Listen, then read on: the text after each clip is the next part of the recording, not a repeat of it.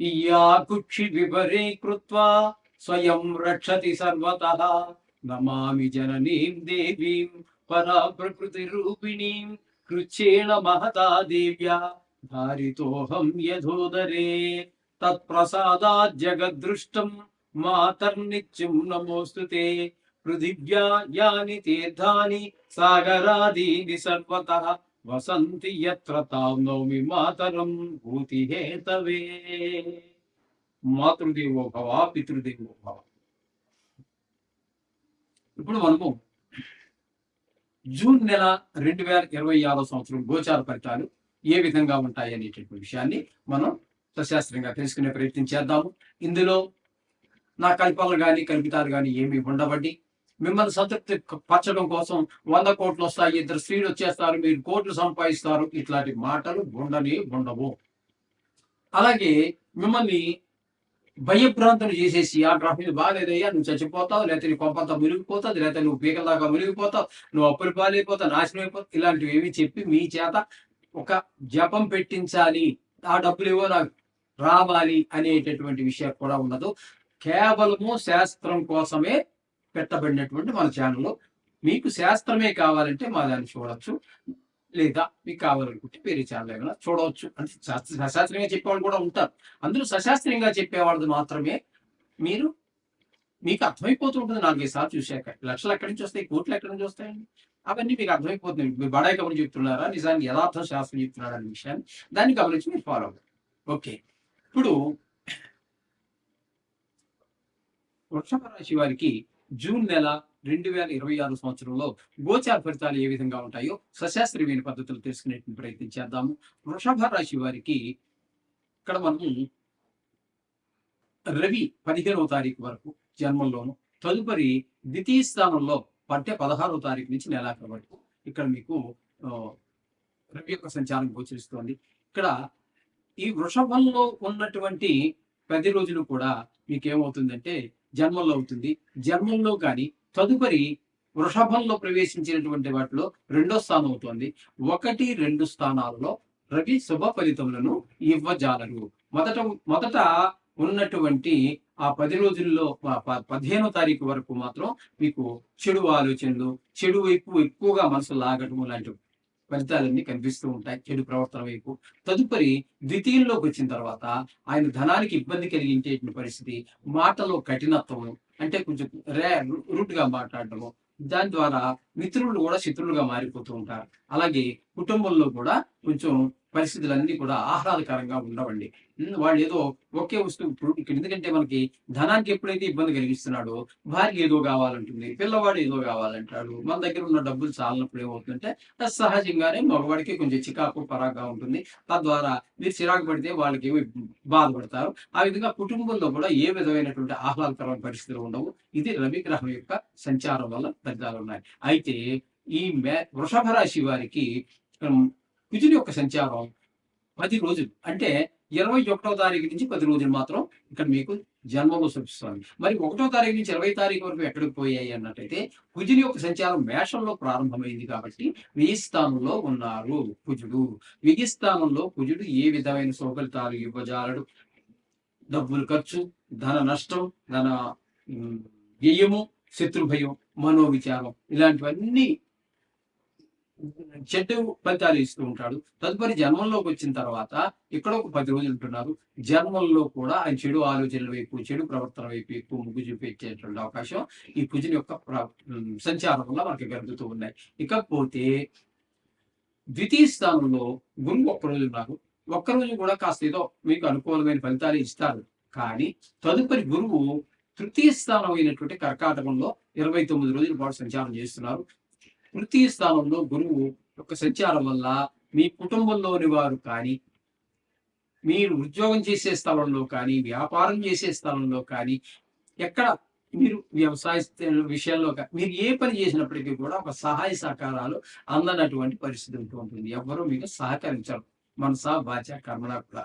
ఈ విధంగా గురువు పూర్తిగా మీకు, అంటే ఒక్కరోజు వదిలిపెట్టండి కానీ కొత్త నెలంతా కూడా మీకు ప్రతికూలమైన ఫలితాలనే గురువు ప్రసాదిస్తూ ఉన్నారు. ఇకపోతే ఇక శుక్రుని యొక్క సంచారం ద్వితీయ స్థానంలో 8 రోజులు, 22 రోజుల పాటు తృతీయ స్థానం. శుక్రుడి యొక్క సంచారం మీకు తీసుకున్నట్టయితే 2వ స్థానంలోను 3వ స్థానంలోను కూడా మీకు శుక్రుడు అనుకూలమైనటువంటి ఫలితాలనే ఇస్తూ ఉన్నారు. 2వ స్థానంలో ఉన్నటువంటి 8 రోజులు ధనానికి లోటు లేకుండా ఈయన వంతు ఇందాక మనం చెప్పుకున్నాం గురువు గురించి మనం ఏదో చెప్పుకున్నాం కదా, అదే బుధుడు వాళ్ళ గురించి రవి గురించి. అక్కడ మీకు వస్తున్నటువంటి ఫలితం వేరుగా ఉంటుంది. ఇక్కడ ఒక గ్రహం వ్యతిరేక ఫలితాలు ఇవ్వచ్చు, ఒకే రాశిలో ఉన్నటువంటి గ్రహాలు వేరు ఫలితాలు ఇస్తూ ఉంటాయి. ఇక్కడ శుక్రుడు మీకు 2వ స్థానంలో ఉన్నప్పుడు ధనానికి లోటు లేకుండా చూస్తారు. అలాగే మాటలు, కుటుంబంలో ఆహ్లాదం, మాట తీరు బాగుంటుంది.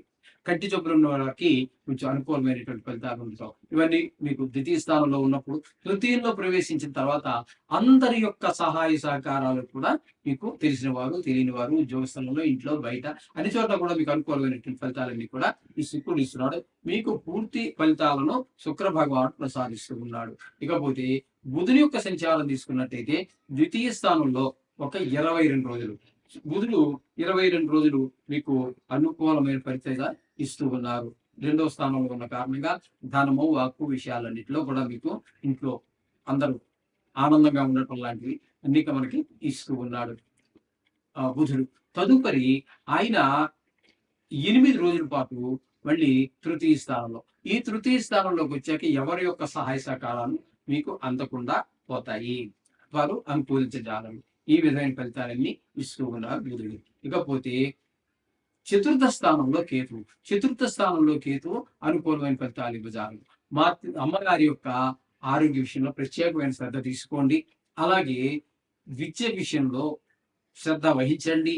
గృహము, భూమి, వాహనం, మన స్వభావం వీటి విషయాల్లో కూడా మీకు అనుకూలమైన ఫలితాలు ఇవ్వజాలరు. కాబట్టి ఇక్కడ మనం ముఖ్యంగా చెప్పుకోవాల్సింది ఏంటంటే రియల్ ఎస్టేట్ వ్యాపారస్తులకి మనకి మామూలుగా